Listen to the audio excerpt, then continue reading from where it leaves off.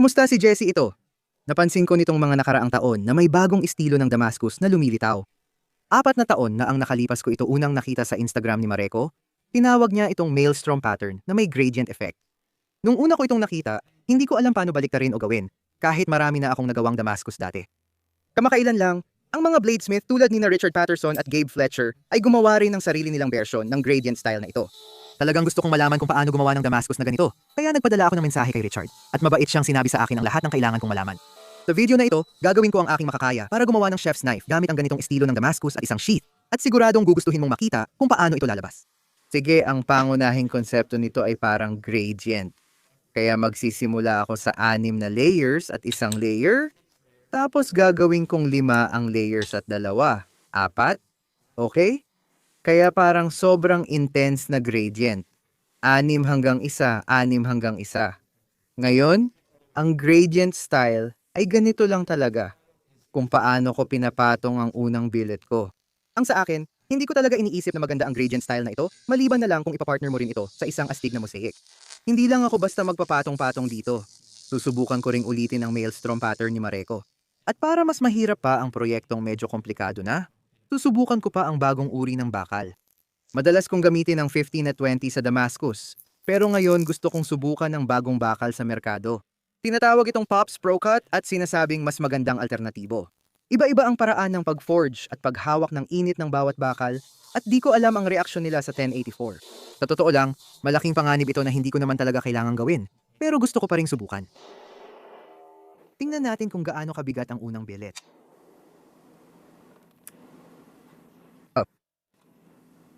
Alam ng mga gumagawa ng kutsilyo na maraming materyales ang nauubos sa paggawa ng Damascus, kaya malalaki lagi ang panimulang billet ko. Bago ako mag-forge weld, titimbangin ko muna ang billet para malaman kung gaano karaming materyales ang nauubos sa bawat paggawa. Masyadong malaki ang billet kaya hindi kasya sa quench tank ko. Gumamit ako ng 5 galong timba ng lumang quench oil para ilubog ang billet.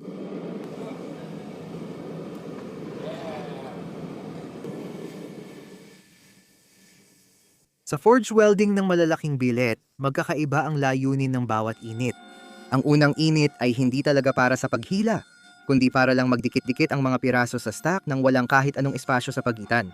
Kadalasan, ang forge welding ay hindi talaga nagaganap sa press, kundi sa forge. Pagdikit ng mga piraso at pagbabad sa forge welding na init, kusa na silang magdidikit. Huwag kang mag-alala kung hindi masyadong malinaw yon. Ipapaliwanag ko pa ito habang nagpapatuloy ang video.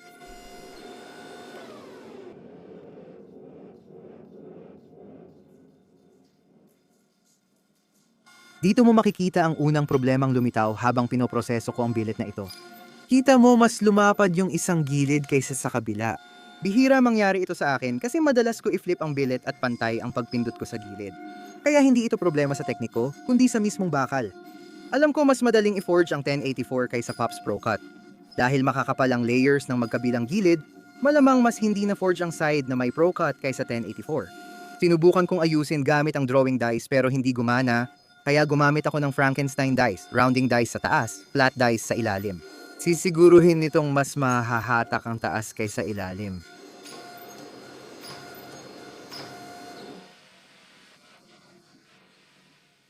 Mula dito, ang tanging kailangan ko na lang gawin ay ipagpatuloy ang pagdrawing ng piraso.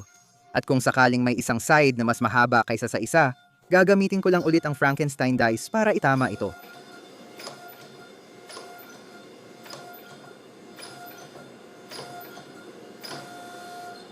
Medyo komplikado talaga ang maelstrom na pattern na ginagawa ko. Buti na lang na ipaliwanag ni Mareko ang mga hakbang ng maelstrom pattern sa luma niyang Instagram post. Hindi ko pwedeng eksaktong kopyahin ito, kaya magdadagdag ako ng sarili kong steps para makuha ang gradient at maelstrom na pattern. Ang una kong gagawin ay cut at restack lang.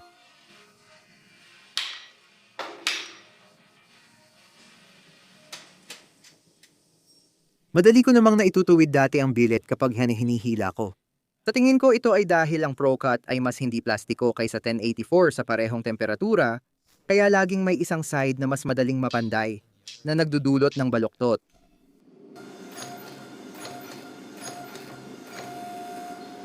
Pandayin ang billet hanggang maging 1 pulgada ang kapal, hiwain sa 6 na piraso at pagsamahin.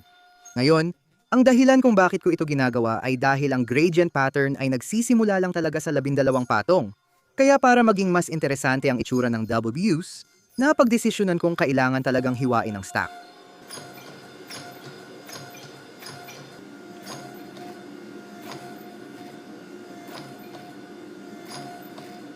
Matapos mahila ang billet, itutuwid ko na lang ito sa anvil at palalamigin. Ngayon, kailangan kong gawin ito ng iba dahil Pops Pro Cut ang gamit ko, hindi 5920. Ang Pops Pro Cut ay dinisenyo para maging sobrang tigas, kaya nga kahit pabayaan mo lang itong lumamig sa hangin ay maaari na itong tumigas. At para masigurado na kaya ko pa rin itong putulin gamit ang aking bandsaw, kailangan kong palamigin ito sa mainit na forge. Sige, mukhang malinis naman karamihan ng mga weld, tulad dito sa side na to, ayos naman. May 16 at 18 tayo. Ilan yan kapag hinati sa 6? 27, oo, 26 na 8. Maraming materyales ang nasasayang kapag simpleng putol at patong lang ang ginagawa. Ang bandsaw ay may talim na 15 sentimetro ang lapad at ginagawang pulbos na bakal ang lahat ng tinatamaan nito. Kung chop saw ginamit ko imbes na bandsaw, doble ang nasasayang na materyales kada hiwa, lalo na pag madami ang hiwa. Sige, bawat isa nito may 12 patong, pero iba-iba ang kapal ng bawat isa. Tingnan mo yan. Ang tawag dyan ay gradient. Sa halos lahat ng ibang Damascus na pattern, iniikot ko ang bawat isa para magtugma ang mga mukha.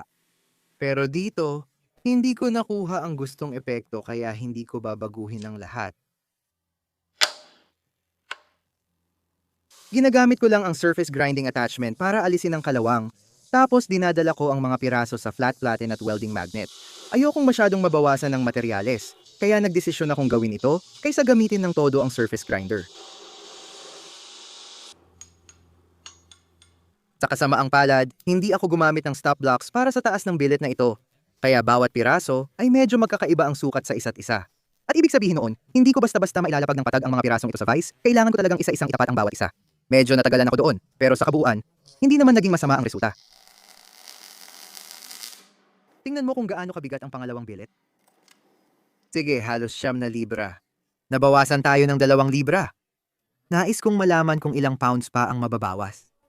Para hindi na mabali ang hawakan, naglaan ako ng oras para siguraduhing matibay ang pagkaka-welding nito sa billet. Mahalaga ang tamang control sa billet sa forge welding, at hindi ko ito nagawa gamit ang mga pang-ipit. Bawat sumunod na forge weld ay maaaring sumira sa mga nagawa mo na, kaya nagpa siya akong babad ko ito ngayon nang mas matagal kaysa noong unang billet. Pagkatapos ng unang init na nakikita ninyong ginagawa ko dito, iniwan ko talaga ang billet na ito sa forge sa mas mababang pasasi ng 10 buong minuto. 10 minuto ay matindi na, pero mas matagal pa ang kailangan sa paggawa ng stainless Damascus. Minsan hanggang kalahating oras ang ibinababad. Nang siguradong buo na ang forge weld ng billet ko, sisimulan ko na ang plano para sa susunod na hakbang ng pattern. Ayon sa datasheet ni Mareko, ang susunod kong gagawin ay i-forge ang W's gamit ang squaring dice ko. Iba ang itsura nito ngayon dahil gamit ang power hammer, hindi mo malalagay ang squaring dice kaya iba rin ang kinalabasan kaysa sa iginuhit niya. Kaya ang ginagawa niya, nire-re-square niya ito at pagkatapos ay pina-forge niya ang mga kanto papasok at sa totoo lang, pareho lang din ang ginagawa niya sa ginagawa ko dito.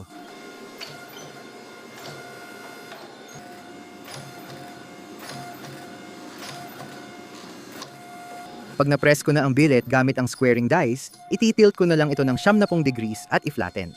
Mukhang simple ang prosesong ito, pero ito ang basehan ng modernong mosaic Damascus patterns. Sa totoo lang, bawat Damascus na video na nakita ninyong ginagawa ko kung saan gumagawa ako ng mosaics, meron itong prosesong ito. Kung titingnan mo ang datasheet ni Mareko, ang susunod na hakbang ay simpleng cut at stack. Nagkamali ako kanina, wala pa akong W sa piraso ko ngayon. Sa ngayon, 2 lang ang U na meron ako. Sa pagsasama-sama ko lang makukuha ang mga W. Sabi ni Mareko, dapat itambak ng 8 o 12 beses. Pero mas okay siguro kung 3 muna, tapos 4 na lang, para hindi ko na kailangan gumamit ng mahabang billet. Sige, hayaan muna kitang magpahinga sandali. 13 at 1 ikawalo, hahatiin sa 3. Kaya kailangan ko ng 4 at 3 ikawalo. Ang prosesong ito ng pagputol, paglilinis, at pagsasalansan ay pareho lang sa ginawa ko noong nakaraang init, kaya hindi ko na ipapakita masyado sa inyo. Dapat tandaan na ginugol ko ng maraming oras sa paggiling ng gitna ng mga piraso. Minsan, kapag nag-squaring die ka at pinaplat sa kabila, may lumalabas na maliliit na cold shots sa gitna. Mahalaga sa akin na huwag isipin na ayos na ang paggiling nila, dahil kung may lumitaw, bitak ito at hindi cold shot, lalo na habang nilulubog sa tubig. Kung gagawa kayo ng Damascus, huwag gumamit ng wire. Mas mabuti kung may flux core or stick welder kahit mura lang. Pwede namang gumamit ng wire para pagdikitin ang mga piraso mo, pero abala at di sulit. Sige, tingnan natin bigat ng billet number 3. Ay grabe. Pare, nawawalan ako ng halos 50% ng materyales. Mula mahigit 9 libra naging 6.5 libra na lang. Maraming nawawalang materyales, lalo na kailangan ko pang mag-forge weld.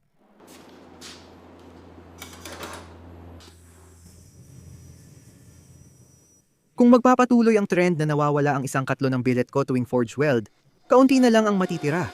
Pero tiwala ako ngayon na hindi ako gaanong mawawalan dahil hindi ko na kailangang mag-forge ng mga W.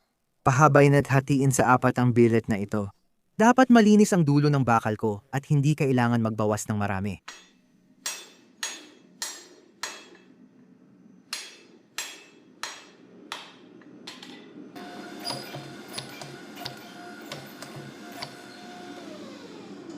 Sa puntong ito, nagsimula na akong magkaroon ng ritmo para sa natitirang forge welding.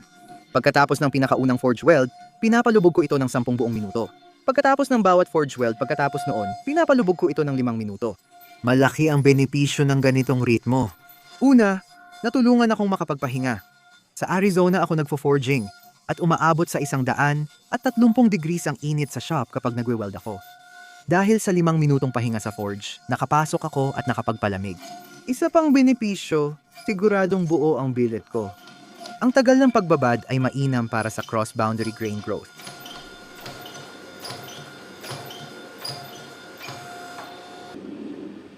Alam kong dapat ay inayos ko na yon. Nakakainis talaga. Ayokong gumamit ng maraming flux sa forge welding dahil nakakasira ito ng forge. Pero ngayon, kailangan ko ito para ayusin ang forge weld sa taas ng billet. Flux lang para ayos, hindi simula.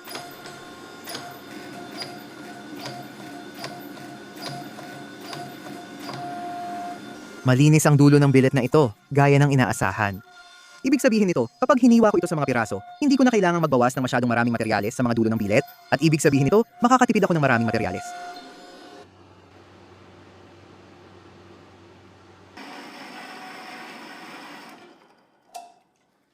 Nahiwa ko silang pantay ang haba ng hindi gumamit ng caliper. Pagkahati ng piraso, iskisin ang mukha hanggang luminis at mag-test etch. Sa tingin ko, ito ang unang hakbang para makita ang preview ng final na disenyo.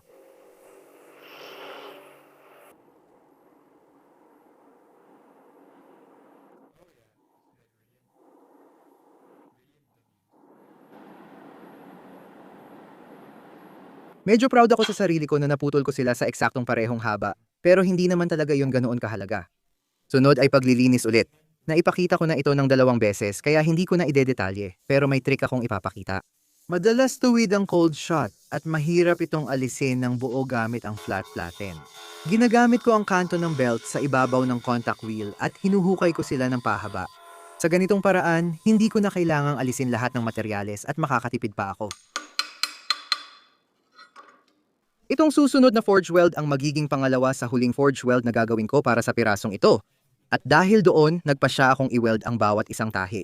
Nakakapagod man gawin, pero sinisiguro nitong walang oxygen na papasok at halos siguradong perpekto ang weld mo. Ang tanging problema lang ay sobrang nakakapagod gawin ito at kailangan mo pang kiskisin ang mga weld pagkatapos.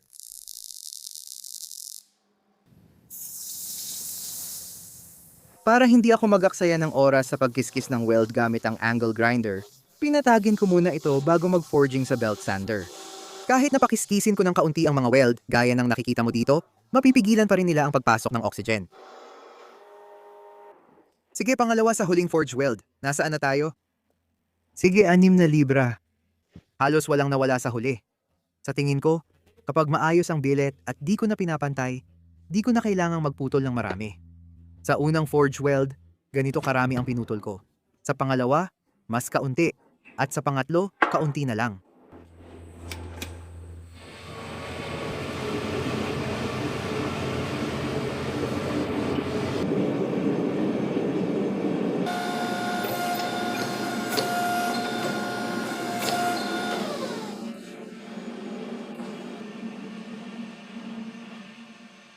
Madali lang ang susunod na hakbang sa pattern na ito. Idodrawing ko ito para magmukhang parisukat ang cross-section, titilt ng 45 degrees tapos babaliin ang mga kanto para gawing bagong parisukat. Ang ginagawa nito sa pattern ay iniikot ito ng 45 degree. Pero nagdadagdag din ito ng astig na distortion papunta sa mga panlabas na kanto. Maaaring mahirap itong isipin kung di ka pa nakakagawa ng Damascus, kaya gagamitin ko ang online tool na ito para ipakita sa iyo ang ibig kong sabihin. Damascus Manipulation Tool ang tool, nakakatawang pakinggan pero ibig sabihin nito ay Damascus Manipulation Tool. Gamit ang tool na ito, makakagawa ako ng panimulang billet na may 15 patong at pagkatapos ay pwede ko itong i-forge sa bias na eksaktong 45 degree. Mas komplikado ang billet ko kaysa sa diretso lang, pero pareho lang din ang epekto. Lubos kong nire-rekomenda na kung gusto mong magsimulang gumawa ng Damascus, gamitin mo muna ang tool na ito para hindi mo na kailangang gumastos sa pagdidisenyo ng mga pattern. Pwede ka lang mag-drawing ng mga layer, manipulahin ang mga ito, at makakagawa ka ng pattern, at magagawa mo rin ito sa bakal mamaya. Sisiguraduhin kong ilalagay ko ang link sa ibaba ng description. Hindi ako sponsored ng mga yon o kahit ano paman. Sa tingin ko lang talaga ay maganda ang tool na ito.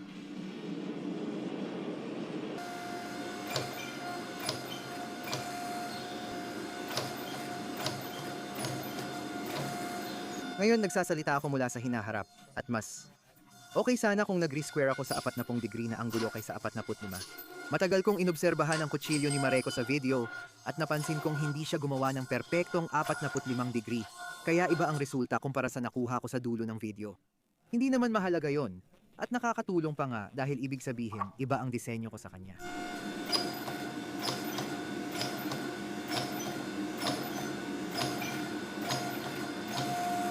Kung nakita mo na akong gumawa ng mosaic, alam mong susunod dito ang pagputol ng tiles.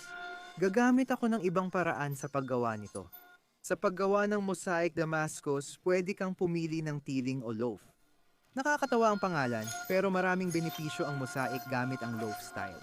Sa loaf, di mo na kailangang magputol ng tile sa anggulo o gumamit ng sheet metal. Magpapatayong hiwa ka lang mula sa billet, itatambak, at forge weld. Tapos puputulin ulit para magamit sa pagpapanday ng kutsilyo. Baka hindi malinaw sa inyo dahil hindi ko na ipaliwanag ng maayos. Pero tiisin nyo muna, ipapakita ko at mas simple lang ito kaysa akala nyo.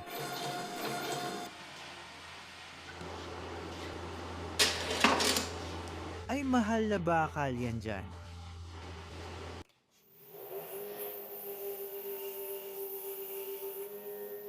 Sige, ito na ang final mosaic billet. Astig! Kita mo yung gumagalaw na gradient papunta sa gitna tapos sa kabila naman. Ang astig ng itsura nito sa buong talim, lalo na kapag may forging distortion. Puputulin ko isa-isa dahil alam ko na ang haba ng bawat isa. Sobrang importante na i-test etch ko ang bawat isa sa mga pirasong ito para sigurado ako na kapag pinagsama-sama ko na para sa loaf ko, magiging eksakto ang pattern na gusto ko. Okay, tulad ng huling chef's knife na ginawa ko, babaliktarin ko ang bawat isa para makuha ko ang consistent na alon sa buong bagay at magmumukha siyang parang iisang pattern. Kita mo yon, ganito siya. Excited na ako kasi itong Forge World na lang ang natitirang humahadlang bago ako makagawa ng kutsilyo mula sa magandang bakal na ito.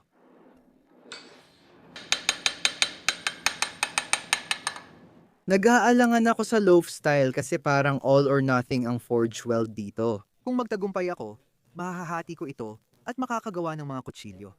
Pero kung pumalpak ang Forge Weld at may hindi dumikit na tile, kailangan kong itapon ang billet at magsimula muli. Sige, final timbang ng billet. Grabe! Mas mababa pa tayo sa kalahati ng timbang ng billet.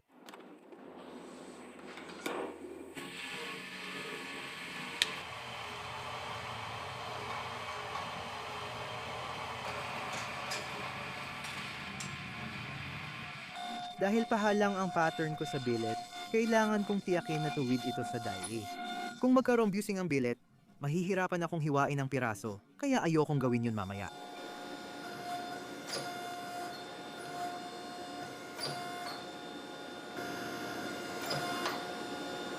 Ngayon, kailangan manatiling medyo malaki ang cross-section ng billet na ito dahil kailangan kong i-forge ng direkta ang cross-section na yon para gawing kutsilyo.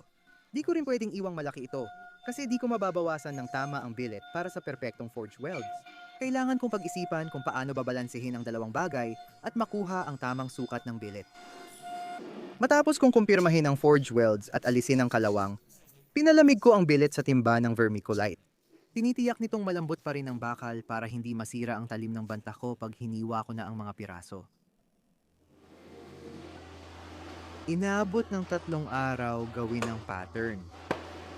Kung hindi ito gumana, iiyak talaga ako.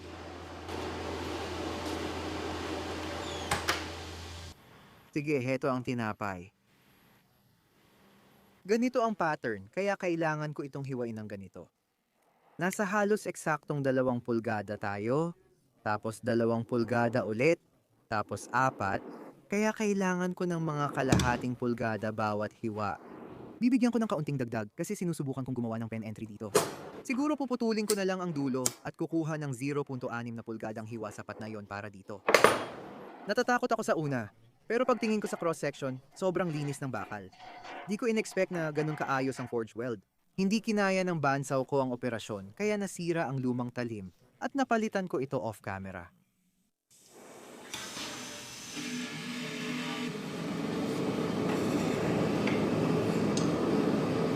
Itong susunod na bahagi ng video siguro ang paborito kong parte. Sa totoo lang, isa akong bladesmith at ibig sabihin niyan ay gustong-gusto kong pumutok ng mainit na bakal gamit ang martilyo sa kamay.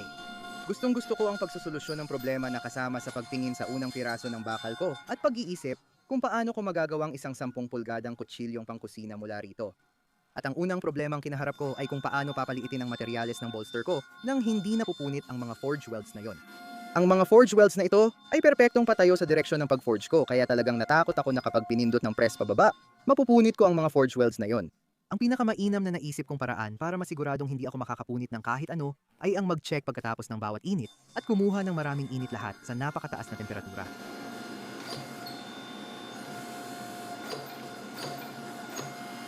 Pare, tingnan mo yung mga tahe. Maayos pa rin kaya kumpiyansa akong pwede ko na itong i-forge kahit gusto ko ngayon.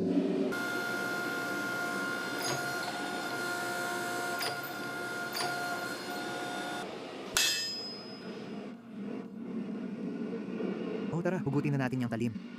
Nahiwalay ko na ang materyales para sa bolster at may mahahawakan na gamit ang sipit, kaya sisimulan ko ng pahabain ang talim. Para sa prosesong ito, nagpa siya akong gamitin ng drawing dice dahil sa tingin ko, ito ang magdudulot ng pinakamaliit na stress sa forge weld. Sa tingin ko, nagkamali ako at dapat nagpatuloy na lang akong gumamit ng flat dice.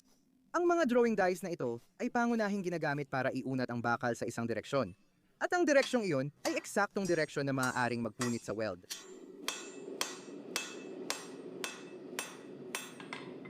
Gusto kong gumawa ngayon ng gyudo, isang talim na kahawig ng santoku pero mas mahaba. Dinisenyo ko ito na hindi bababa sa 5 pulgada, kaya masyadong mahaba para tawaging santoku.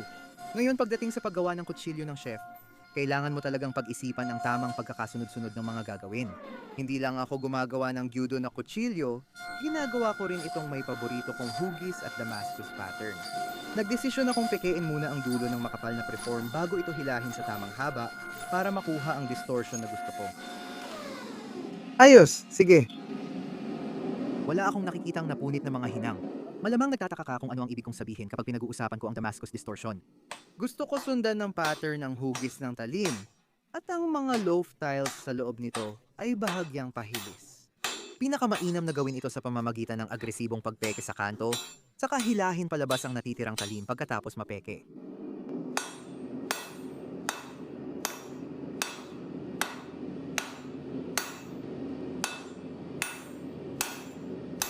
Sige, ayos na. Tapos na, napeke na ang kutsilyo at maayos ang forma. Inuhugot na natin.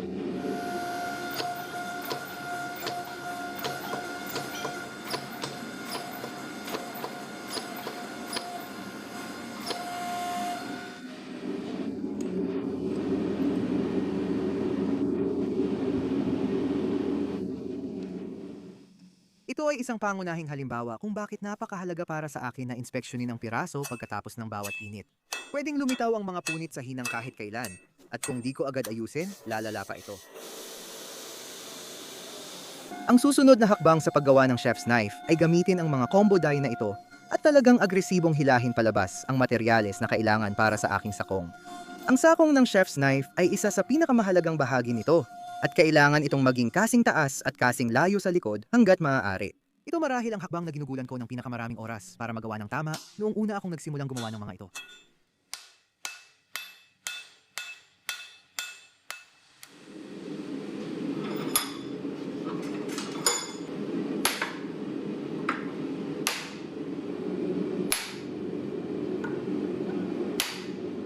Hindi ko sigurado kung may nangyari doon, pero parang meron.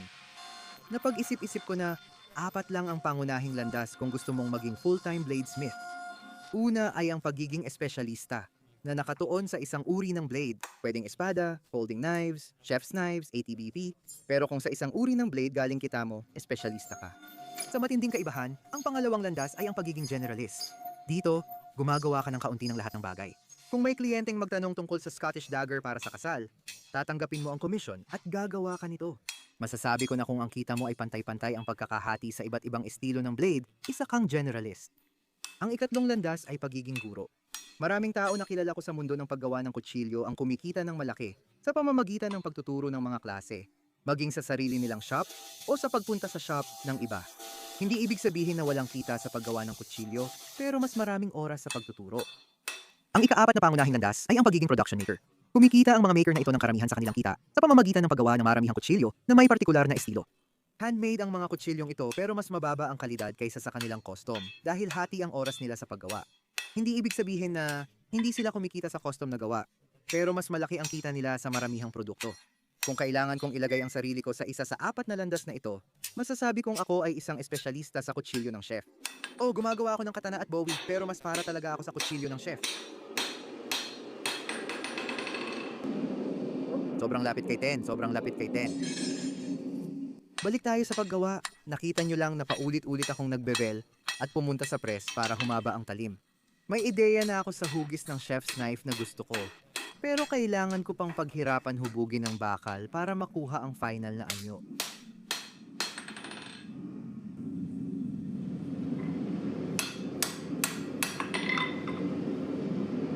Dati palagi akong nag-iiwan ng sobrang materyales para sa bolster at tangko.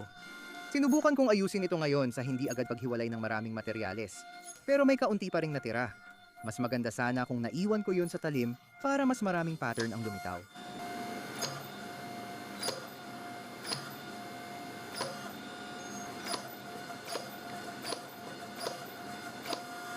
Sa tingin ko nakakatawa, ngayong naiisip ko, maraming gumagawa ng integral Damascus na kutsilyo para sa chef ang gumagawa ng tang nila sa iba't ibang hugis.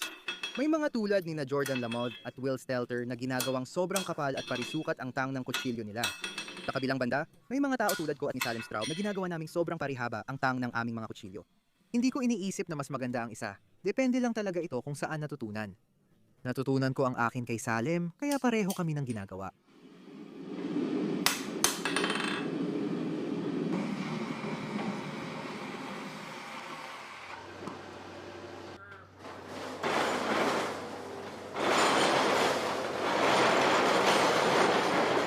Ang susunod na hakbang sa proseso na ito ay marahil isa sa pinakamahalaga para sa paggana ng talim. Normalizing ang tawag dito na thermal cycling ng talim sa tiyak na temperatura. Ipapakita ko ang mga temperaturang iyon sa screen.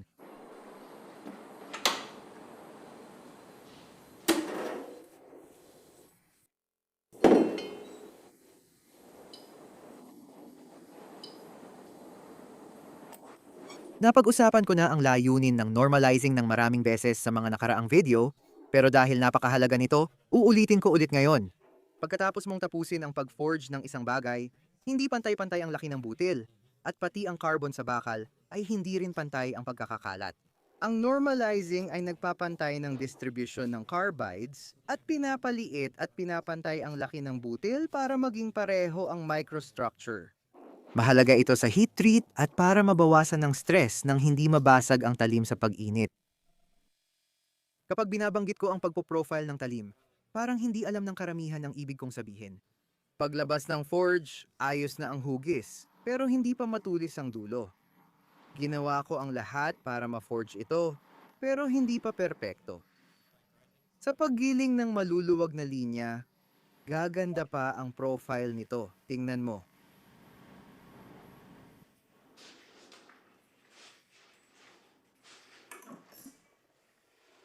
Nakakagulat na mahigit 30 oras na ang content ko sa YouTube, pero hindi ko pa nababanggit ang Instagram ko. Doon ko sinimulan ang paggawa ng kutsilyo dahil madali akong nakaabot ng tao roon. Hindi na ako aktibo doon dahil naka-shadowban ako tulad ng ibang gumagawa ng kutsilyo, kaya di mo makikita pangalan ko kahit hanapin. Buti na lang may mabilis na paraan para ilagay ko dito sa screen ang QR code na nakalink sa Instagram ko para makita mo. Magpo-post pa ako ng behind the scenes at halos buwan-buwan akong may Q&A sa story ko. Kaya kung gusto mo akong i-follow, iscan mo lang ang QR code na ito at dadalhin ka nito sa Instagram page ko. Nabanggit ko na mas mahirap gawin ang Pops Pro Cut kaysa 15 at 20, hindi lang sa forging kundi pati sa paggiling. Sinubukan kong tanggalin ang kalawang ng kutsilyo gamit ang belt pero dumulas lang at di natanggal. Alam ko na mas matigas minsan ang kalawang kaysa bakal, pero hindi ito palaging ganito katigas. Naglagay ako ng bagong 3-6 grit na belt pero hirap pa rin matanggal ang kalawang. Sa tingin ko, dahil sa pag-normalize, tumigas ang panlabas na kalawang, pero di ako sigurado.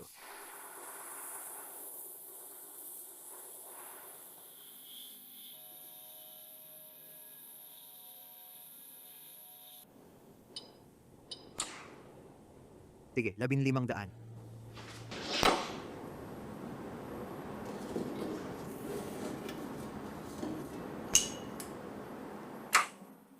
Meron talagang napakadelikadong quench. Sa tingin ko, hindi talaga matibay ang loaf weld. Mas matibay talaga ang tile welds. Wala akong power hammer, na mas maganda sana para sa low flow. Ano ang pakiramdam mo? Stresado.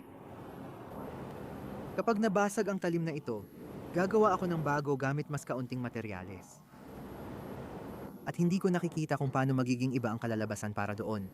Kailangan talagang maganda ang kalabasan nito. Kung hindi, mawawalan ako ng kumpiyansa sa dalawa pa. Sana swertihin tayo.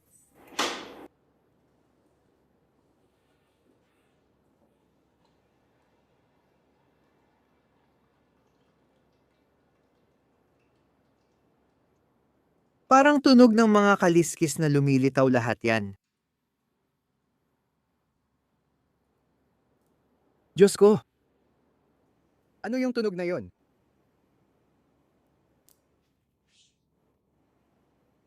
Nakikita mo ba yon? Sige, sa totoo lang, wala akong nakikitang bitak dahil kadalasan kapag may bitak, baluktot agad ang talim. Grabe, makikita mo na agad ang disenyo. Oh, gradient maelstrom. Sige, subukan mo nga kung kaya mo mag-pepper.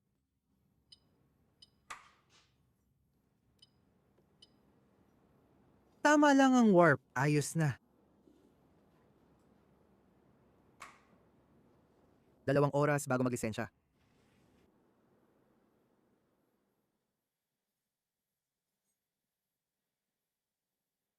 Para sa akin, perpektong quench yon sa temper. Maraming scale ang natanggal at medyo nakakatakot yon. Pero ang bakal sa ilalim ay siguradong matibay. Nagkaroon ako ng baluktot kaya kinailangan ko muna itong ituwid. Kailangan ko munang kiskisin ng bakal sa bawat ibabaw para matanggal ang decarb bago maituwid ito. Ang decarb ay karaniwang manipis na patong ng bakal, kung saan nawala na ang lahat ng carbon at naging ordinaryong bakal na lang ito. Kailangan ko itong tanggalin kasi kung aayusin ko na may decarb pa, tapos kikiskisin ulit, baka mabaluktot lang ulit. Oo, ngayon. Ngayon ay talagang pangit ang kalagayan nito. Grabe naman. Parang kumurba ito sa isang direksyon, para sa kalahati ng talim, tapos iba naman ang kurba sa kabilang kalahati. Sobrang kurbado nito at may pagbabago ng direksyon.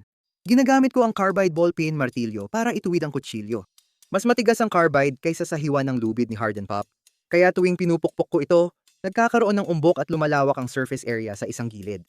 Mas ligtas sa tingin ko ang paraang ito kaysa sa mga gamit ng init, pero baka may post-traumatic stress disorder lang ako.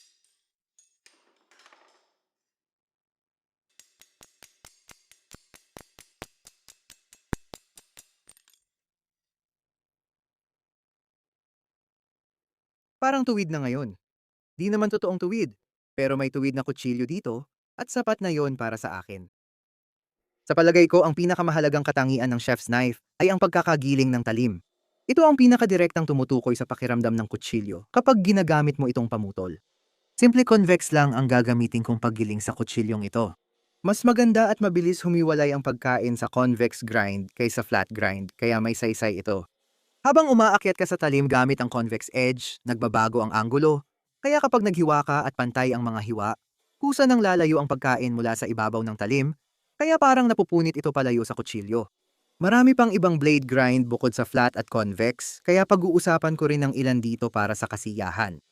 Una, may S-grind na may hollow grind mula gulugod ng kutsilyo hanggang kalahating pulgada sa ibabaw ng talim. Ngayon, ang pangunahing dahilan kung bakit ginagawa ang grind na ito ay para mabawasan ang bigat ng kutsilyo mo at para mapabuti rin ang pagbitaw ng pagkain dito. Komplikadong grind ito at kailangan ng espesyal na platen sa grinder. Sunod ay ang B-grind, na may convex grind sa isang gilid at hollow grind sa kabilang gilid malapit sa talim. Ang pangunahing benepisyo nito ay ang madaling pagbitaw ng pagkain, pero astig din talaga ang itsura nito. Ang huli na alam ko ay ang grind na tradisyonal na nilalagay sa kutsilyong pang sushi na kilala bilang yanagiba. Meron itong single bevel flat grind sa isang gilid at hollow grind naman sa kabila. Pero hindi lang ito basta-bastang hollow. Ito ay variable radius hollow talaga, kung saan ang labas ng hollow ay mas malalim ang pagkakagiling.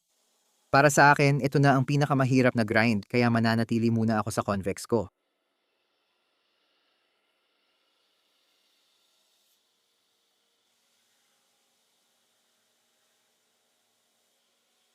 Bukod sa blade grind, mahalaga rin ang kapal ng talim.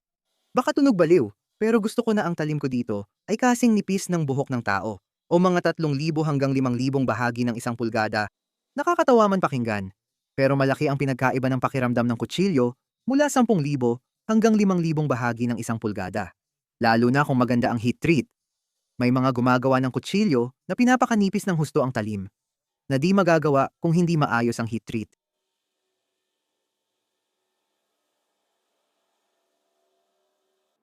Sige, tapos na ang paggiling ng talim at tuwid na ang lahat, pero tingnan mo ang tang.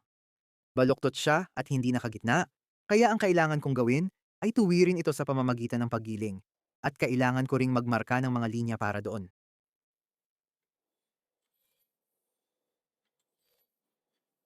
Oo, tingnan mo kung gaano siya kalayo sa gitna. Kailangan kong maggiling ng maraming materyales sa gilid na yon, at pati na rin sa kabila. Pwede mong sabihin na parang walang kwenta ang hakbang na to kasi matatakpan din naman ang buong tang sa loob ng hawakan mamaya. Pero hindi mo lang dapat isipin ang itsura dito. Kailangan mo ring isipin ang balanse at performance ng talim. Kung iiwan kong makapal ang tang, magiging mabigat ang hawakan, at kung hindi ito nakagitna, magiging hindi balanse ang kutsilyo. Kaya ang hakbang na to ay hindi lang basta mahalaga sa kutsilyo, kundi talagang kailangan.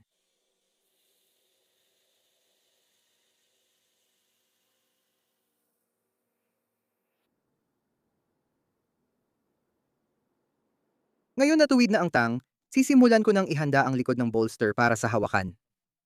Nilalagyan ko ito ng file guide, tinitiyak na paralel sa gulugod ng kutsilyo, at ginagiling ang sobrang materyales. Maaaring ito na ang huling chef's knife ko sa ganitong bolster style dahil gusto kong sumubok ng mas komplikadong fit-up sa susunod. Pinapakita ng hakbang na ito kung bakit gusto ko gamitin ang flat platen. Malakas ang gilid ng belt sa kanto ng platen kaya halos perpekto ang pagtanggal ng materyales. Downside lang dito, medyo nasisira ang gilid ng belt. Ngayon, gamit ko ang mataas na kalidad na abrasives tulad ng purple belt na ito na $25. Pero hindi ibig sabihin pwede ko agad gamitin ang bago dito. Itong purple na belt na ito luma na para hindi masira ang mga bagong abrasives ko. Sabi ko sa pamagat ng video na ito ang pinakabihirang kahoy sa mundo. Pero bago ang handle block, gagamit muna ako ng kombinasyon ng itim na G10 at tanso. Kapag isiniksik mo ang tanso sa pagitan ng 2 piraso ng itim na G10, sa tingin ko ang ganda ng kalalabasan. Marami sa paborito kong gumagawa ang gumagamit nito. Noon ayoko gamitin kasi baka isiping ginagaya ko sila. Pero ginagaya ko naman talaga.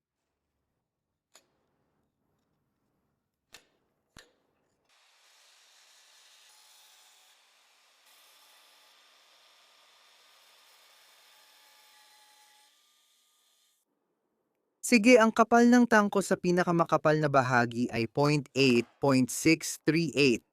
Kailangan kong mag-mill ng slot na ganito ang sukat sa tatlo. At ang pinakamaliit kong drill bit ay 1/8 ng pulgada. Kaya kailangan kong mag 0.06 sa Y-travel at kailangan kong mag 0.513 sa X-travel. Para sa akin, ito ang pinakamadaling hakbang dahil sa bagong mill ko. Dati kailangan kong mag-drill ng maraming magkakahiwalay na butas. At pagkatapos ay i-file ang mga ito para maging isang malaking slot. Pero ngayon na may mill na ako, pwede ko nang i-mill ang buong bahagi sa isang operasyon lang. Sa totoo lang, sobrang bilis at dali na ngayon. Kaya parang mali na gamitin ito. Hindi ko talaga alam kung ano ang mararamdaman ko tungkol dito.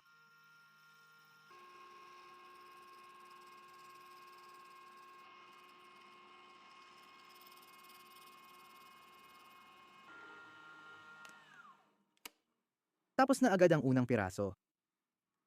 Mas komportable na ako sa mill. Pero di ko pa rin alam ang tamang bilis at feed. Karamihan sa ginagawa ko ay base lang sa pakiramdam ko sa hawakan. At hindi ko alam kung ito na ang pinakamagandang paraan. Pero ito ang gumana para sa akin hanggang ngayon. Kung may mga tips kayo kung paano mahanap ang tamang bilis, pakilagay na lang sa mga komento. Babasahin ko yan. Sa totoo lang, napakadali lang nun. Palagay ko, di pa umabot ng 10 minuto. At ngayon, kasya na sila agad. Ang tanging dahilan kung bakit hindi pa sila mas lalong kasya ay dahil ang pinakamasikip na radius na kaya kong gawin sa mga kanto ay 1/8 of an inch na radius. Kailangan ko na lang i-file lahat ng kanto para maging parisukat.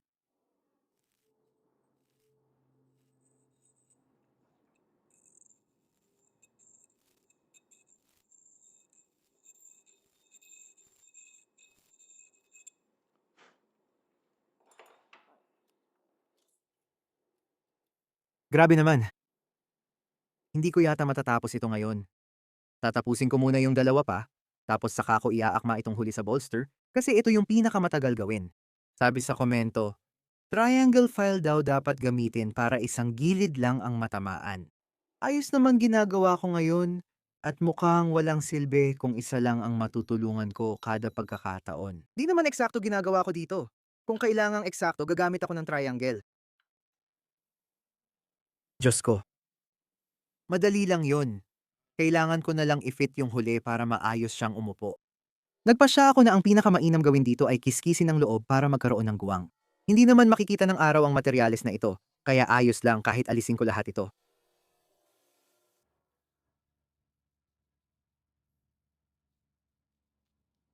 Halos perpekto na yan, tingnan mo yan. Walang pressure, at kita mo na agad na walang puwang. At kung ilalagay ko lang ito.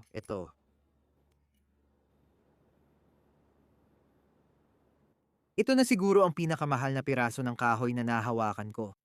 Alam mo ang mga karpintero sinusukat ang kahoy sa board feet at presyo bawat board foot. Sa tingin ko, ang pinakamahal na kahoy ng Blacktail Studio para sa mesa ay nasa $100 kada board foot. 10 beses na mas mahal ito kaysa sa ibang kahoy na nakita kong ginagamit ng mga karpintero. Sa tingin ko, medyo baliw gumawa ng muebles gamit ito. Pero gagamitin ko pa rin. Ang ganda nito, African Blackwood Burl ito. Para sa akin, ito ang isa sa pinakamagandang madidilim na kahoy at mas maganda pa kaysa ebony. Mas matibay ito. Ipaliwanag ko kung gaano kabihira ang kahoy na ito. Ang straight grain na African Blackwood ay isa sa pinakamabihirang kahoy. Hindi ito basta nabibili at kailangan sa espesyal na tindahan. Ang African Blackwood Burl ay mga 1,000 beses na mas bihira pa. Karamihan sa mga puno ay hindi talaga nagkakaroon ng burl. At kapag nagkaroon man, kadalasan ang kahoy ay may bitak o hindi matibay. Buong kahoy ang gamit ko. Master graded ang disenyo at mataas ang kalidad ng live edge. Mas mahal pa ang maliit na pirasong gamit ko kaysa sa chef's knife na ginawa ko nung nagsisimula pa lang ako. Kung titingnan mo ng mabuti dito, makikita mo ang ibig kong sabihin. Para itong maliliit na kalawakan na umiikot sa madilim na kahoy. Napakaganda talaga. Sapat ang espasyo para mailagay ito, pero nasa likod ang mga guhit ko. Sige, titingnan ko paano ilalagay sa likod.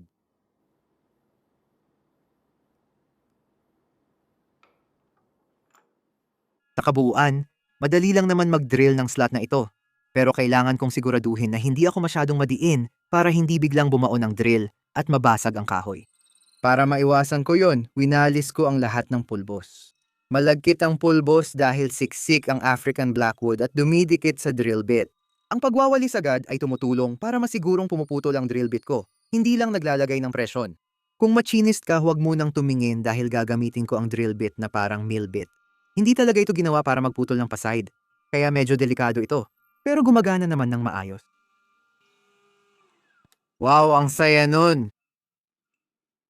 Diyos ko. Bilog ang drill bit ko kaya hindi parisukat ang gilid ng butas. Kaya binrotsa ko ito para maging parisukat at magkasya ang tang. Siguro hindi ko na ito nagawa kung pinaikot ko lang ang gilid ng tang. Kaso hindi ko naisip. Diyos ko.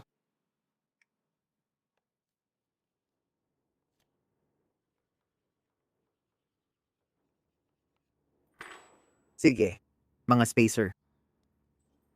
Hawakan ng block. Pakiusap, pakiusap, pakiusap. Yun na ba yon? Hindi ko makita ang liwanag sa mahalagang bahagi. O sa tingin ko ay ayos na tayo. Kung meron man, masyadong malaki ang puwang, kaya ngayon may pandikit na tayo.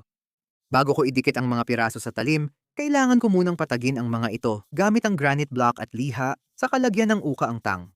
Maaaring mukhang walang saysay ang pag-uka sa tang dahil matibay ang G-Flex epoxy, pero ayokong sumugal. Ayokong maghiwa-hiwalay ang kutsilyong ito na maaaring mapunta sa bahay ng iba sa susunod na daang taon. Ginagawa ko itong mental gymnastics para siguradong maayos ang pagdikit ng matulis na dulo at piraso ng kahoy. Sa madaling salita, kumuha ako ng 2 piraso ng kahoy at isiniksik doon ang talim at ang kahoy na hawakan. Tinitiyak nitong diretso sa talim ang puwersa ng clamp, hindi pahilis.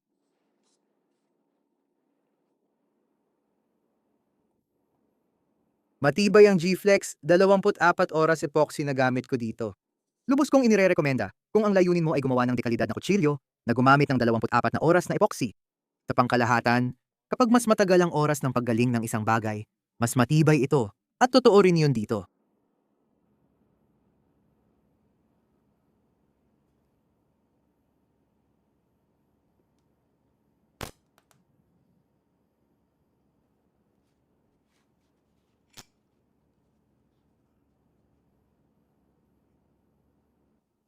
Sige, ayos na tayo. Minsan ko na lang sisilipin at hahayaan muna dito. Ngayong natuyo na ang epoxy, oras na para pag-isipan ang disenyo ng hawakan. Ang African Blackwood Burl ay isang uri ng kahoy na may direksyon. Ibig sabihin, yung mga burl na nakikita mo ay lumalabas lang talaga sa gilid ng hawakan. At dahil doon, naisip ko na ang isang may mga gilid na hawakan ang pinakaangkop. Ngayon, yung huling chef knife na ginawa ko ay may 3 gilid sa harap at 2 gilid sa likod. Pero sa tingin ko para dito, susubukan kong gawing 3 gilid sa harap at 3 gilid din sa likod. Ngayong tapos na, simulan na ang pag-aayos sa likod ng hawakan. Iniwan ko ang maraming sapwood dahil gusto ko ang itsura ng 2 kulay sa hawakan.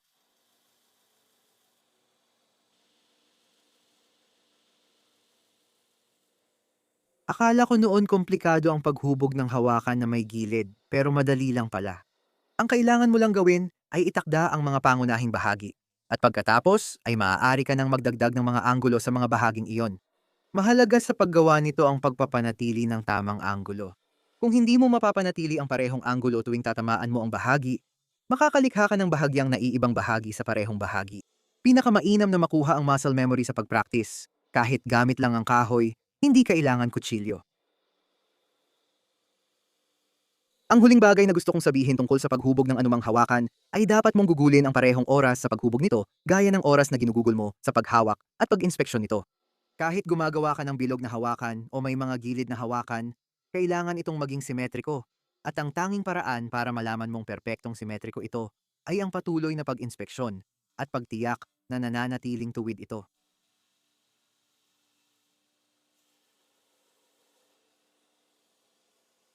Sige, itong sulok na ito, naisip ko ring iwan at tawaging live edge pero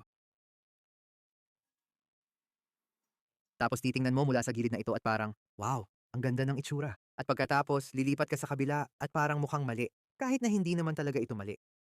Plano kong gayahin si Blacktail Studio at ayusin ang kanto na ito. Gamit ang parehong piraso ng kahoy. Sige, para sa akin ito ang pinakamagandang piraso dahil makapal ang sapwood o anuman. Di ko sure ang tawag dito. Pero kaya kong pantayin ang hibla ng kahoy dito. Na-excite ako gawin ang patch na to. Hindi ko pa ito nasubukan. Pero madalas ko na itong nakikita sa mga YouTube channel na gumagawa ng epoxy tables. At ito ay may kinalaman din sa dahilan kung bakit gustong-gusto ko ang paggawa ng kutsilyo. Bilang isang gumagawa ng kutsilyo, kailangan mong maging magaling sa maraming iba't ibang bagay.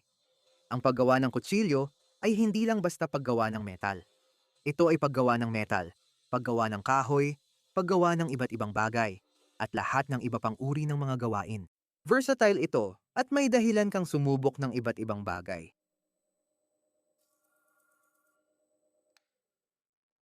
Magiging ganito ang itsura nito. Medyo pare-pareho ang hibla. Hindi ko alam kung paano ko ito ikakabit.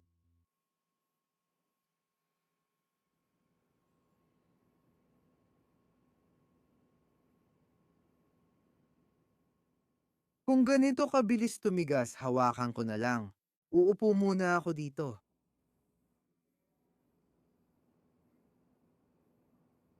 Pagkatapos kong umupo doon at hawakan ang piraso ng kahoy ng mas matagal kaysa gusto kong aminin, oras na para putulin ang sobrang bahagi at tapusin ang paghubog ng hawakan na ito. Nahubog na karamihan dito, kailangan ko na lang linisin, payatin pa, at ayusin ang itsura ng gilid.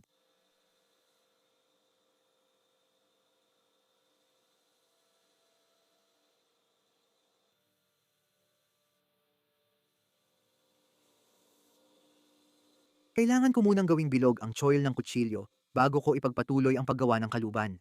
Hindi ko magawa kanina dahil katabi ang hawakan at naaapektuhan ng bolster ang choil. Tinanggal ko ang platen at ginamit ang 220 Grit J Flex belt. Isa ito sa pinakamagandang belt na pwede mong gamitin para sa ganitong bagay at sobrang pinadali nito ang proseso.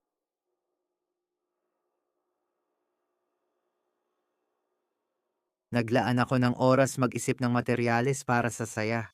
Paulit-ulit akong namili sa synthetic, natural, mikarta, o kahoy at pinili ko ang mikarta. Maganda pareho ang mikarta at kahoy, pero synthetic ang mikarta kaya hindi ito madaling sumipsip ng tubig. Ngayon, ang dahilan kung bakit hindi mo pa ako nakitang gumawa ng ganito dati ay dahil ang saya ay maaaring maging delikado para sa iyong kutsilyo sa kusina.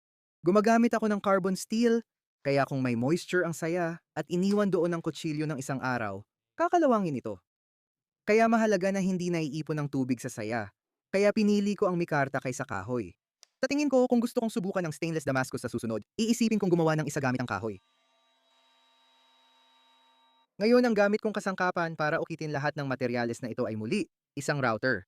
Alam kong tatanungin nyo kung bakit di ko gamitin ang mill, pero mas mahirap gamitin ito kaysa router. Bawat linya sa cutout na ito ay magiging bilog, ibig sabihin kailangan kong baguhin pareho ang X at Y axis sa mill ko. Madudumihan ng micarta shavings ang mill ko at delikado ito sa precision surfaces. Mahirap pukitin kasi hindi ko makita ang linya ng marker kaya ginuhitan ko ulit ng kutsilyo.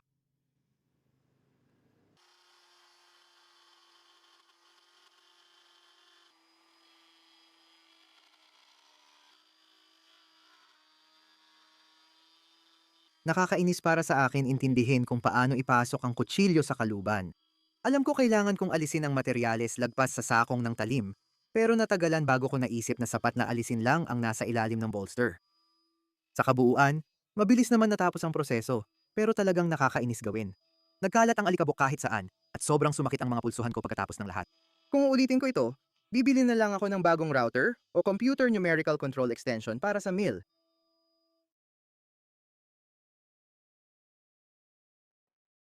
Tapos na ang ukit, kaya mag-iisip na ako ng hugis ng saya. Ngayon, kailangan ko lang talagang hubugin ang isang gilid. Dahil kapag nahubog ko na ang isang gilid, pwede ko na itong idikit sa kabila at gamitin iyon bilang stencil para hubugin ang kabilang bahagi. Bago ko ginawa ang lahat ng ito, naglaan muna ako ng maraming oras sa pag-inspeksyon ng mga gawa ng ibang mga gumagawa. Ilalagay ko rito sa screen ang ilan sa mga pinag-aralan ko para makita nyo kung saan ako kumuha ng inspirasyon. Isa sa mga paninindigan ko ay ang pinakamabisang paraan para matutunan ng isang bagay ay pag-aralan ang mga gawa ng mas magagaling na gumagawa. Kahit subukan mong gayahin ng eksakto ang gawa ng iba, hindi mo pa rin ito makokopya ng perpekto. At sa pamamagitan ng pagkopya at paggawa sa sarili mong paraan, unti-unti mong mahahanap ang sarili mong estilo. Ito ang dahilan kung bakit maraming tao ang nagre-rekomenda na pumunta sa mga knife show kung gusto mong gumawa ng magagandang kutsilyo. Puno ng magagaling na gumagawa ang mga knife show. At napakabait ng komunidad ng paggawa ng kutsilyo, kaya pwede kang magtanong sa kanila kung paano nila ginagawa ang mga bagay. At handa silang sagutin ito. Walang gatekeeping sa komunidad na ito. At isa pa ito sa mga dahilan kung bakit sobrang gusto ko ang paggawa ng kutsilyo.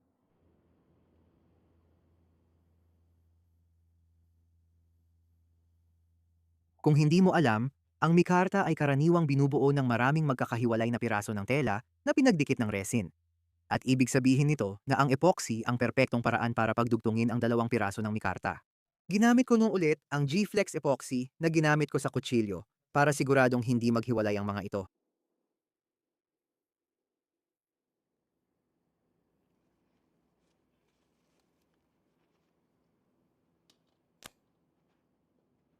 Habang tumitigas ang epoxy, pwede nang simulan ang hand finishing ng kutsilyo.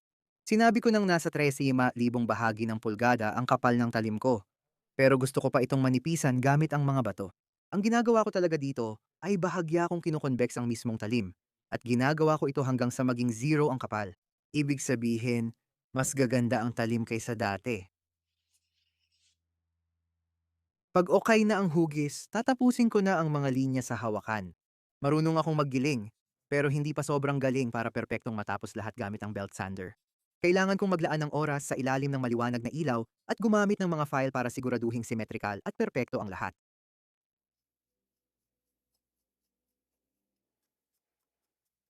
Dito lang sa kanto na to.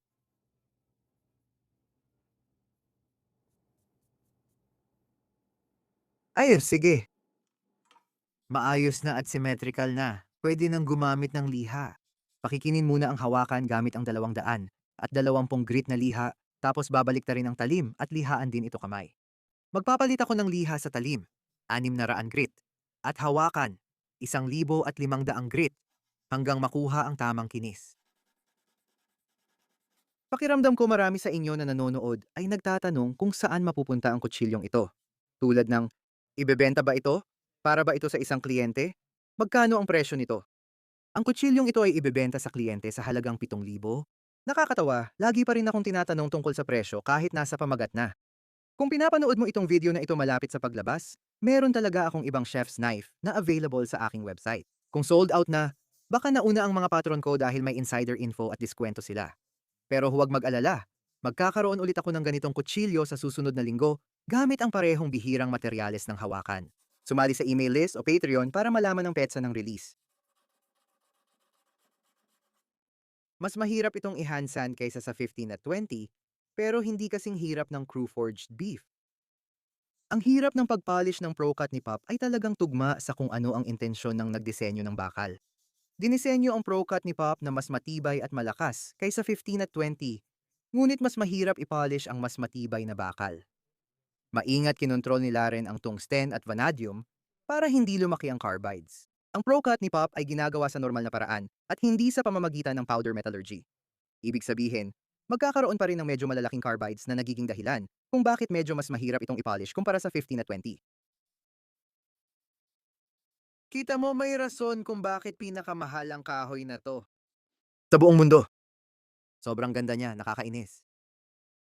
Nagkikiskis ako ng kahoy dito gamit ang 1500 grit at makikita mong gumagamit ako ng langis. Hindi ko naman talaga sa tingin kailangan pang gumamit ng langis dahil sobrang siksik ng itim na kahoy. Pero sa mga nakaraan, nakatulong ito sa akin sa ibang klase ng kahoy. Kaya naisip ko, bakit hindi ko subukan? Anong ginagawa mo?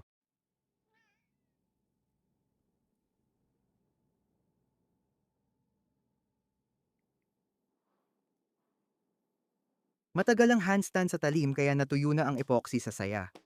Panahon na sigurong hubugin ito. Naisip ko munang gamitin ang belt grinder ko para alisin ang sobrang materyales. Pero sayang, kaya pinutol ko na lang gamit ang bandsaw, baka magamit pa sa iba. Habang hinuhubog ko ang saya, palipat-lipat ako ng isip kung gagawin ko bang bilog ang saya o lalagyan ko ng mga gilid. Pero sa huli, nagdesisyon akong lagyan na lang ng mga gilid kasi pakiramdam ko mas babagay yon sa hawakan. Astig sa mikarta kasi parang patong-patong na kulay ng tela sa epoxy resin. Kaya habang ginagiling mo, lumalabas ang iba't ibang layer. Parang Damascus din ang prinsipyo nito. Isa pang benepisyo, parang may mga guhit na gabay para sa akin. Ibig sabihin, eksakto ang mga facet ko kung pareho ang guhit sa magkabilang panig. Hindi ko inakala na mangyayari ito nang pinili ko ang mikarta pero ituturing ko na lang itong swerte. Kadalasan ang mga sheet na hindi magnetic ay may tapered peg. May taong humahawak sa kutsilyo para hindi mahulog.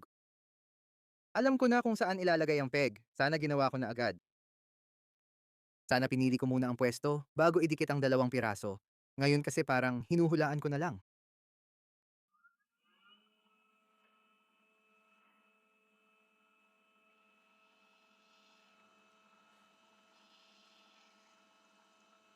Gagamit ako ng mas maliit na drill bit sa kabila.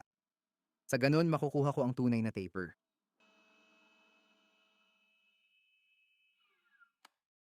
Matapos mabutas, oras na para gawin ang tapered na peg. Nasukat ko na ang butas sa eksaktong laki ng brass rod na ito. Kaya ito ang gagamitin ko. Para magka-taper ang brass, ilalagay ko sa drill at kiskisin sa pahilis na anggulo.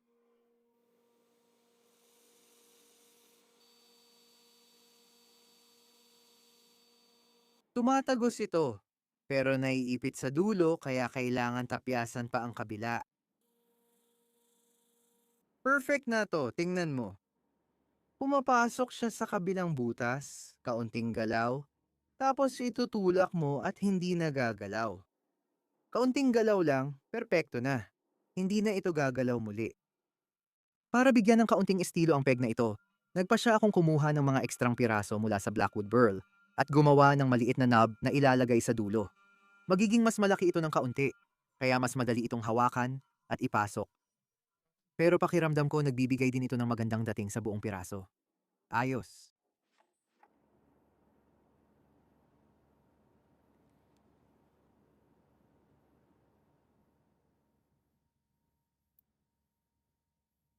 Matapos magkadikit ng permanente ang dalawang piraso, oras na para paikutin ito gamit ang belt sander. At pagkatapos ay putulin ng sobrang bahagi. Ngayong halos tapos na ang saya at naghihintay na lang ng huling pagkinis, ang kailangan ko na lang gawin ay gamitan ito ng iba't ibang grit. At ngayon, pwede na tayong bumalik sa talim at maghanda para i-etch ang Damascus at ang aking maker's mark. Grabe, sobrang gusto ko talaga itong bagay na to.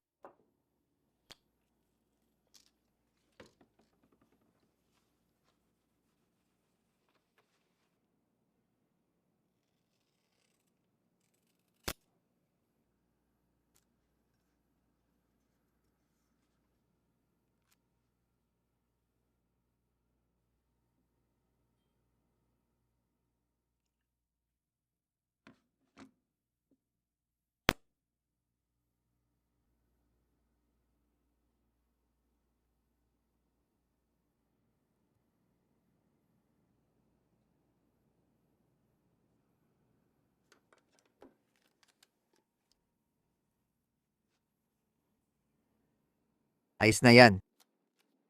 Pagkatapos kong ilagay ang marka ko, gusto kong linisin ang loob ng marka gamit itong malambot na 5,000 grit na sanding pad para mamaya, kapag pinadiliman ko na, mas matibay ang mga oxide. Kapag natapos ko ng padiliman ito, ang kailangan ko na lang gawin ay lihain muli ang mga patag gamit ang 600 grit at pagkatapos ay handa na ito para sa etch. Bago ko mailubog ang talim sa asido, kailangan ko munang takpan ang hawakang gawa sa kahoy. At pagkatapos ay linisin ito ng mabuti gamit ang Tondish soap. Mahalaga ito para makakuha ng magandang etch. Sige, sana swertihin tayo. Sige, subukan natin gawing 2 minuto at kalahati ang unang etch. Sige, pakiusap, pakiusap, pakiusap. Ang astig niyan, grabe. Kita mo lahat ng gradient bawat isa. Yung pagukit na ginawa ko ay gamit ang solusyon na tinatawag na ferric chloride. Itong solusyon na to ay inaatake ng magkaiba yung dalawang alloy na ginamit ko. Kaya nagkakaroon ng contrast na nakikita mo ngayon. Pwede pa nating pagandahin. Ngayon, gamit ko ang 2,500 grit na liha para linisin ang madidilim na oxide. Mababaw ang kulay ng mga oxide na ito at hindi rin malakas. Kailangan kong linisin ang oxide at mag-second etch para lumalim pa.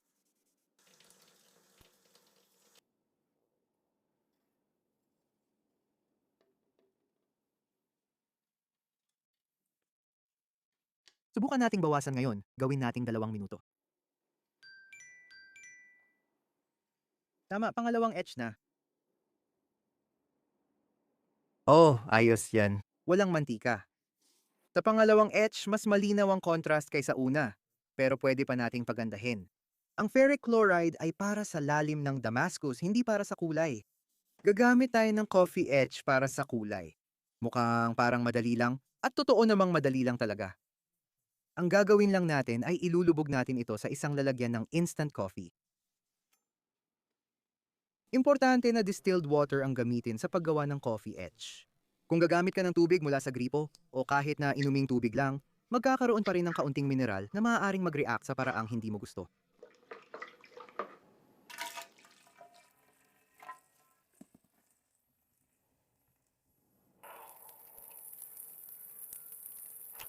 Sana swertihin. Sa tingin ko gusto kong hayaang nakababad ito ng hindi bababa sa 4 na oras, siguro hanggang 6 na oras pa nga. Hindi ko alam paano magre-react ang prokat sa kape. Habang nakababad ang talim sa kape, kiniskis ko ng kamay ang kaluban. Hanggang 600 grit lang ito, kasi alam kong kaya ng pakinisin ng buffer. 4 na oras na ang nakalipas. Tingnan natin kung ano ang itsura nito. Sana naman hindi ito mukhang pangit. Oh, tara na, simulan na natin to.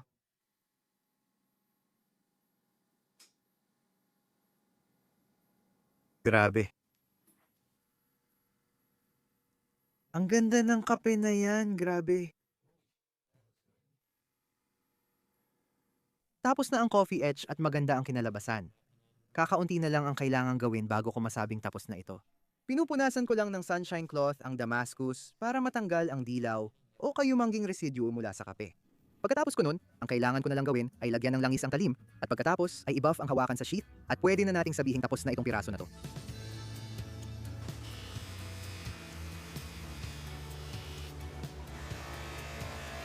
Gusto kong isipin na sa bawat talim na ginagawa ko, patuloy akong gumagaling. Nakakatawang isipin kung magpapatuloy ang trend na yon. Pero sa ngayon, lalo na sa mga kutsilyong pangkusina, naniniwala pa rin akong totoo yon. Proud ako sa nagawa ko at sigurado ako na kung nakita ko ito noong 1 taon, mamamangha ako. Sana nagustuhan ninyo ang panonood ng video na ito at ang paglalakbay ng kutsilyong pangkusina mula simula hanggang matapos. At sa lahat ng yan, pinapakilala ko sa inyo ang finished na kutsilyong pangkusina.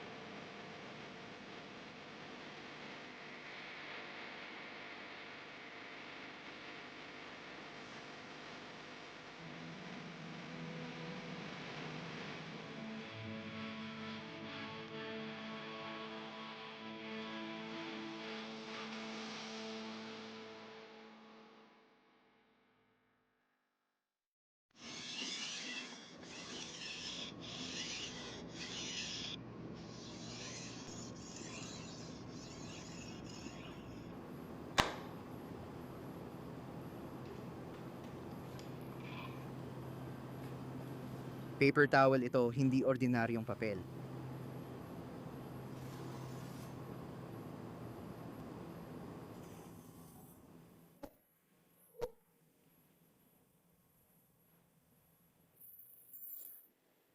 Nakakabaliw talaga yan. Hindi ko pa nagawa ito ng ganito kahusay, kaya ito na ang pinakamatalas kong kutsilyo. Parang wala lang, parang ordinaryong papel lang. Talagang nakakabaliw yan.